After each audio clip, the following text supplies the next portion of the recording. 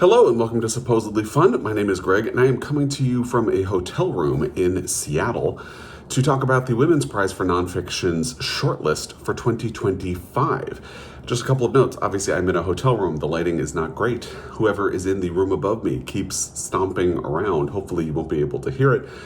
It's just what we're working with to talk about the Women's Prize for Nonfiction Longlist, which was announced this morning, and I am filming this video for you to talk about it.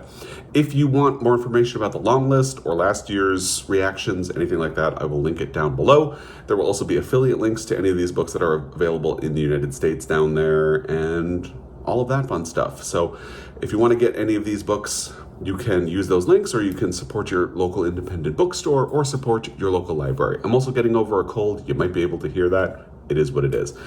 I will talk to you more about my adventures in Seattle in my coming Friday reads if I manage to film it on time. Let's just jump in and start talking about the 6 books that made it onto the second ever Women's Prize for Nonfiction shortlist. Some interesting cuts were made. Ignore my calendar. We will talk a little bit about the books from the long list that we say goodbye to as we move forward in this process. There is at least one that really surprises me. And we'll look at what's here. I feel like I have an idea what might be pulling ahead, and we will see if that ends up being true. First, a note from the jury, and this will be on the Women's Prize website, which will also be linked down below. The 6 books on the 2025 Women's Prize for Nonfiction shortlist are united by the power of hope and the necessity of resistance to initiate change. Very timely message for this world. In different ways, this shortlist exemplifies the irrepressible spirit of humanity and nature and the capacity of both to reinvent in the face of adversity. From history, science, and nature to current affairs and memoir, these nonfiction works are written with passion, insight, and authority, vividly and compellingly bringing to life their respective stories and subjects. Let's talk about the first book that made it onto the shortlist, which is 1,000 Threads by Nina Cherry. I forgot to look up how to pronounce it, so please bear with me. This one, when it made the long list, I'm totally unfamiliar with Cherry and her work as an artist, so I had kind of thought, I feel like I would need to be familiar with her in order to be interested in reading a memoir by her. A lot of the feedback that I got was that actually you really don't need to know because it's a completely fascinating memoir on its own. And I've gotten some good feedback from people who have been reading their way through the Women's Prize for Nonfiction this year, so I may end up reconsidering whether or not I want to read this book. Here is what they say about it. Well, there's a quick description, and then we'll get to a bit of a blurb from the jury about it. Top of the Pops, December 1988. The world sat up as a young woman made her debut. Gold bra, gold bomber jacket, and proudly, gloriously 7 months pregnant. This was no ordinary artist. This was Nina Cherry. But navigating fame and family wasn't always simple. In this beautiful and deeply personal memoir, Cherry remembers the collaborations, the highs and lows, the friendship and loves, and the addictions and traumas that have shaped her as a woman and an artist. At the heart of it, always, is family, the extraordinary 3 generations of artists and musicians that are her inheritance and her legacy. And Kavita Puri, the chair of the jury this year, says, a story of a remarkable life and the many threads that made it. This is a book about belonging, family, how we find our place in society, and of course, music. The writing is exceptional and effortless. It's a complex portrayal full of warmth, honesty, and integrity, and how Nina came to be who she is today. Again, I've heard really good things about this book, and I should also note, before we get too much further into this, that I'm not really attempting to review books that I haven't read, so I haven't read this one yet. I can't really say what I think of it, but I've heard a lot of good things from other people, and I like to look at long lists, best of lists, and all of those things as sort of tools of discovery to help me find books that I might have overlooked or maybe challenge perceptions I had about a book. And that definitely happened with this book because, again, when it was on the long list, I said I feel pretty comfortable passing on this one because I'm unfamiliar with her. I don't know that it would have any stakes for me. And the feedback almost immediately was, actually, that doesn't matter. and it's a really good book. So I may have to rethink that. I don't know if I would be prioritizing it before the winner is announced. And actually, let me see if I can get you a date for when the winner is announced. All right, I'm going to go to my list because I don't see it on their website. All right. We will be getting the fiction shortlist on Wednesday, April 2nd, so that's coming up fast. And the winners will be announced on June 12th. So there you go. So let's move on to the next book, which is the one that I think might be pulling away with this contest. It's The Story of a Heart by Rachel Clark. I have heard so many good things about this book. I haven't read any of the books that are on the nonfiction shortlist. I tend to read a lot more fiction than nonfiction, which is one of the reasons I like this list. I mean, first of all, it really feels like they do an excellent job curating a list of titles for this long list and shortlist. So as someone who needs to discover more nonfiction to read and sort of get outside my own comfort zone, it's a solid list of recommendations for me. And this one in particular just has gotten overwhelmingly good feedback. I haven't heard anything negative about it yet. I have heard that it is something that could very easily make you cry. I don't know that I would describe it as sad necessarily, but it is something I have really considered adding to my TBR. And if it ends up winning, as I feel like it might at this point, we'll see. Here is the description. The first of our organs to form, the last to die, the heart is both a simple pump and a symbol of all that makes us human. As long as it continues to beat, we hope. One summer day, 9-year-old Kira suffered catastrophic injuries in a car accident. Though her brain and the rest of her body began to shut down, her heart continued to beat.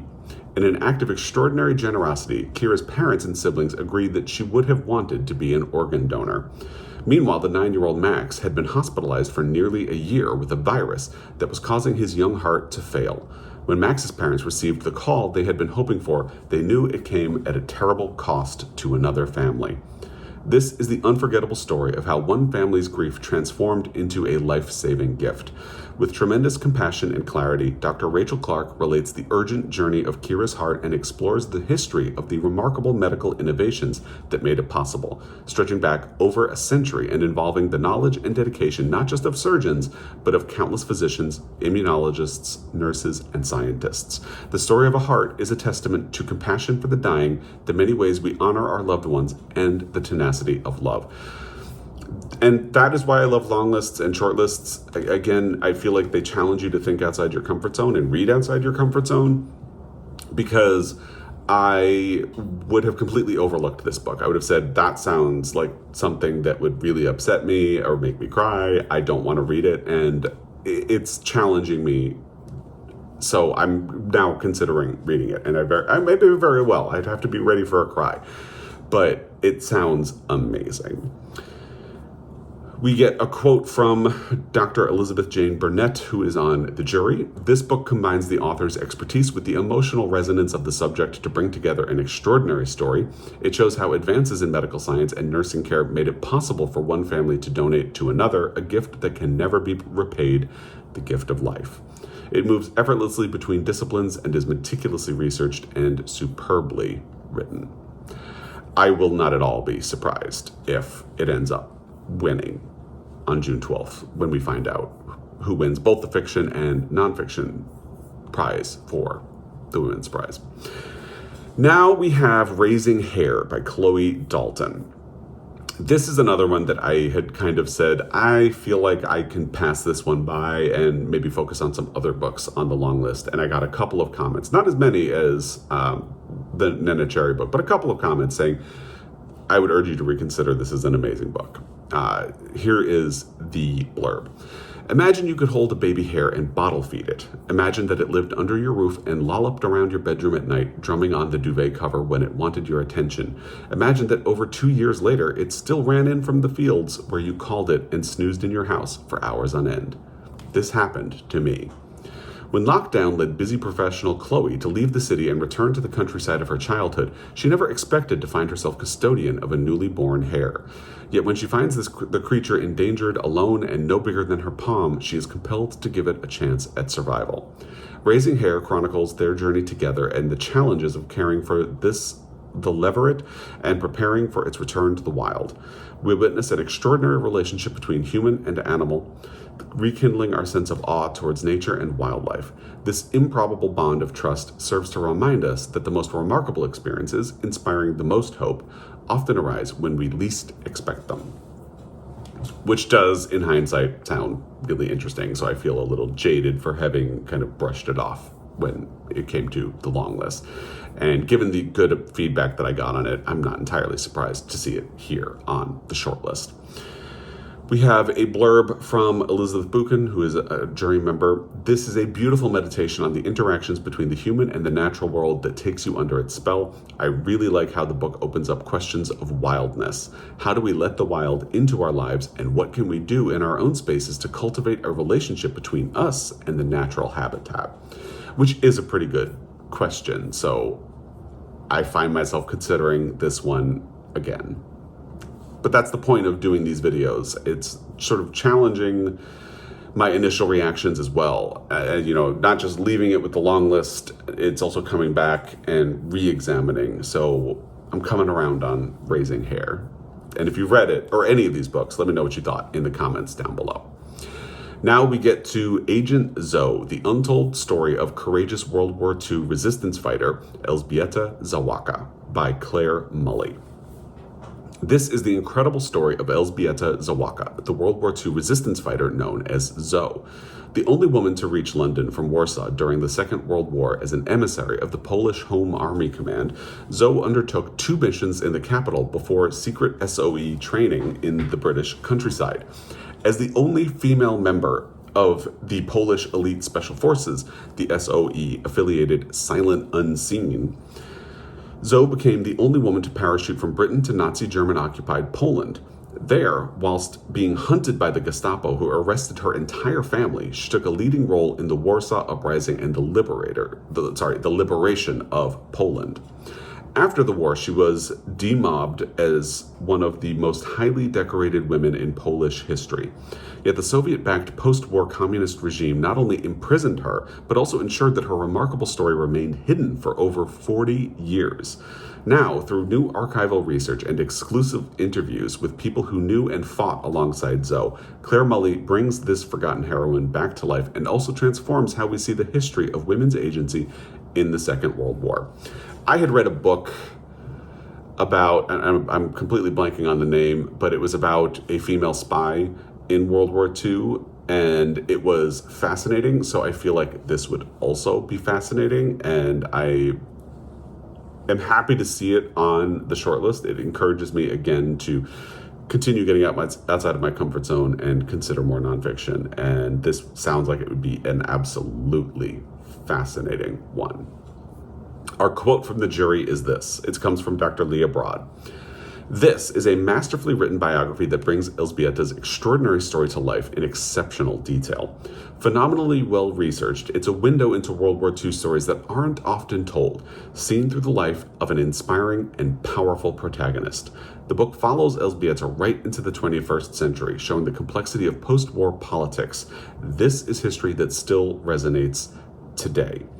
And as I think about it, maybe that does make it a good candidate for a win, because so often the stories of women and the important roles that they played in history have been downplayed or hidden or erased and need to be either rediscovered or reimagined because it's just the way things have been. So the power of giving this woman's story back to her and celebrating her is a great message and would be a great win for the Women's Prize for Nonfiction, which has really been having a great run since it debuted last year. They have been selecting some phenomenally interesting books. And that takes us to What the Wild Sea Can Be, The Future of the World's Ocean by Helen Scales. No matter where we live, we are all ocean people. Helen Scales observes in this bracing yet hopeful exploration of the future of the ocean. Beginning with its fascinating deep history, Scales links past to present to show how prehistoric ocean ecology holds lessons for the ocean of today. In elegant, evocative prose, she takes us into the realms of animals that epitomize current increasingly challenging conditions, from emperor penguins to sharks and orcas. Yet despite these threats, many hopeful signs remain in the form of highly protected reserves, the regeneration of seagrass meadows and giant kelp forests, and efforts to protect coral reefs. Offering innovative ideas for protecting coastlines and cleaning the toxic areas, Scales insists we need more ethical and sustainable fisheries and must prevent the other existential threat of deep-sea mining. Inspiring us all to maintain a sense of awe and wonder at the majesty beneath the waves, she urges us to fight for the better future that still exists for the ocean. Which is obviously a very timely message, and especially in the United States, with the current administration doing a lot to undercut efforts like that, it would be a very necessary message as well. Emma Gannon from The Jury says, a heartfelt exploration of the deep sea, from coral to whales to emperor penguins to kelp. The writing is urgent, spellbinding, and gripping, showing the ways humans have accelerated climate change and how we can fight for a better future. This book is a delight and will make you appreciate how magical and fragile life is, and how we need to appreciate the life-giving nature of the Earth's oceans. And the final book on the shortlist for the Women's Prize for Nonfiction 2025 is Private Revolutions, Coming of Age in a New China by Yuan Yang. Yuan Yang, the first Chinese-born British MP, tells the stories of 4 Chinese women striving for a better future in an unequal society. From June, who dreams of going to university rather than raising pigs, to Sam, forced into hiding as her activist peers are lifted from the streets. This is a singularly immersive portrait of a rapidly changing nation and the courage of those caught in the swell. From jury member Kavita Puri, who again is the chair, we have this quote. This book traces a moment of transition in China through the lives of 4 women who were growing up in the years after Tiananmen Square. These coming-of-age stories are ones you rarely hear of, individuals who want different lives from their parents and who are battling the system in the hope of a better life. It's eye-opening, beautifully written, and carefully researched, which again makes it sound like it could be a very solid winner. So it makes it difficult to make a prediction when you have that many books that feel like a case could be made for them. I do feel, given the enthusiastic response to The Story of a Heart, that it seems like it has a bit of an edge.